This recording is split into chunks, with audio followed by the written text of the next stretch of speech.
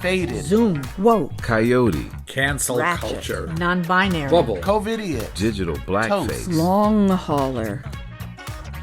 Words change. They mutate. Morph. Change tense. Change meaning, and new words are created. Old words fall out of usage. Expressions that everyone is using this week may very well fall out of favor in a month. And a paragraph that made perfect sense 5 years ago might sound really strange now. Journey Writers presents Word of the Month. Original poetry, prose, essays, and commentaries written by Journey Writers members exploring our ever-changing language. The word of the month for this month is ghosted. Ghosted. Nestled on a tree-lined street in this small New England town, the church did not look its age from the outside. The inside, however, was a different story, one harking back to pre-Civil War days. Back then, it was a stop on the Underground Railroad, the network of black and white folks offering shelter and safety to enslaved people escaping the South to find freedom in the North. Today, it's a place where an aging, mostly white congregation shows up for Sunday services. So, why am I here on a Saturday?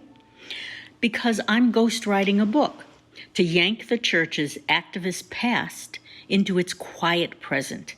In other words, to zhuzh it up. I opened the door, stepped into the sanctuary, took 3 steps down the aisle, and was immediately overcome with vertigo. Suddenly, there were 2 of everything side by side, blurred like a ghost image of reality. It only lasted a second, but it rattled me. I closed my eyes to clear my head, and what I saw when I opened them went way beyond rattled. Standing in front of the altar was an apparition, a spirit, an illusion. I could see right through him to the cross on the front of the altar. Was I hallucinating? "Good morning, sister," said this ghostly, well-dressed black man. "I assure you, you are not hallucinating."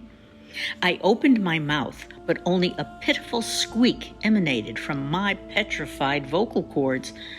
"Apologies if my presence has disturbed you," he said, "but I find it necessary to correct inaccuracies in the book you are writing." How was all I managed to say, but I was thinking, where are the Ghostbusters when you need them? "May we sit?" he said. "I shall explain." The ghost sat on the bench next to the altar, while I took a seat several feet away in the first pew. We stared at each other for a few seconds.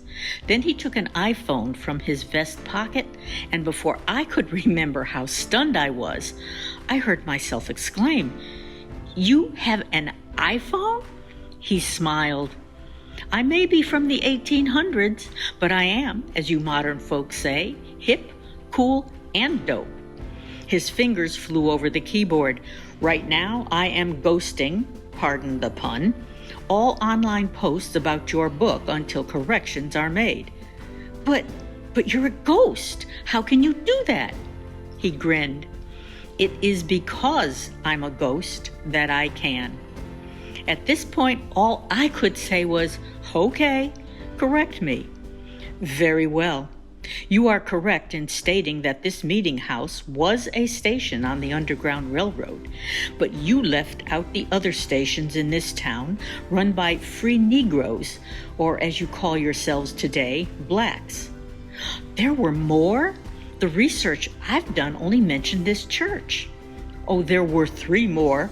An inn run by Mrs. Sarah Garnett and her husband, a dry goods store owned by Douglas Stewart, and a tavern run by Miss Fanny Jackson." He tapped the keyboard once more. "I have sent you a full report. I assume you will make the corrections." It was not a question.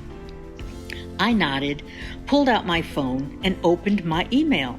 And there was his message, but when I looked up, Poof!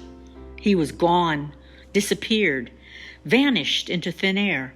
No goodbye, no thank you for your time, no good luck with the book.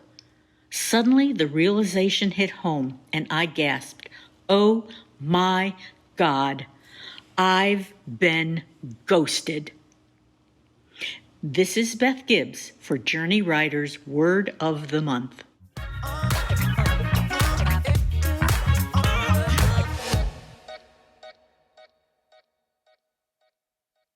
The breadth of silence.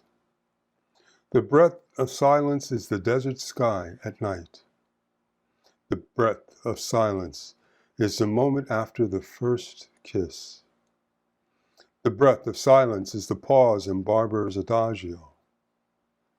The breadth of silence is the empty church on your wedding day. The breadth of silence.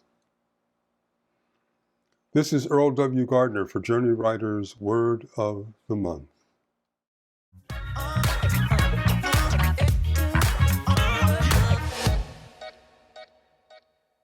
Ghosted. Thank you for coming in again for another interview, Ms. Dermott.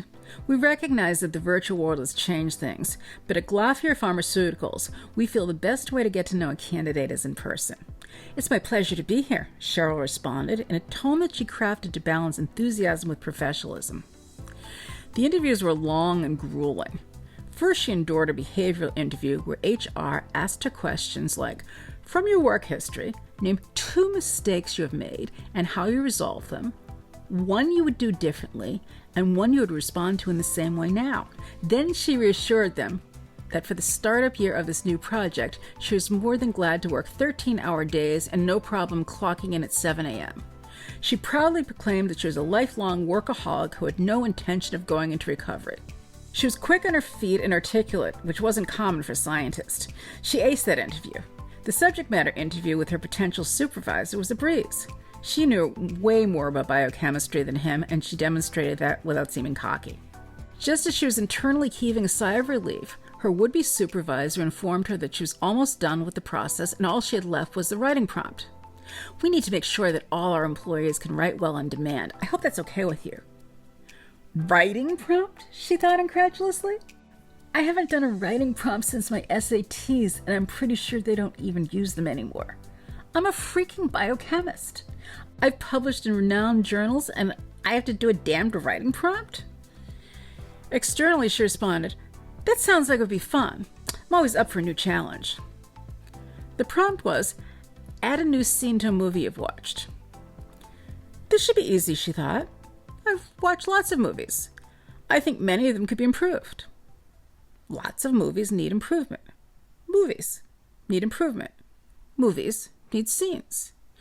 Movies need new scenes. Lots of movies need lots of new scenes. I've seen lots of movies. Have I seen lots of movies? Have I seen any movies? What is a movie anyway? Do silent movies count? Have I ever really seen a silent movie? How would you add a scene to a silent movie without dialogue? The question spiraled. Cheryl's rational mind, along with her ability to breathe, had ghosted her. She forced some deep breaths, reached into her purse, and took a couple of her organic tranquilizers. "No," she said out loud. She left the room through the back door and exited through the stairs, not the elevator. She ghosted Glafir Pharmaceuticals, their 13-hour days, their 7 a.m. start time, without saying goodbye. This is Melissa Marshall for Journey Writers' Word of the Month.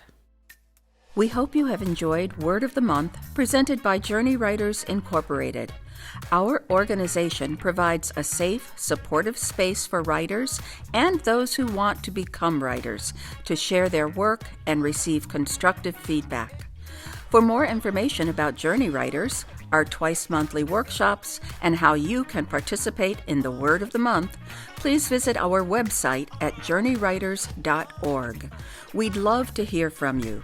Word of the Month is made possible through a generous grant from the Betty Knox Foundation.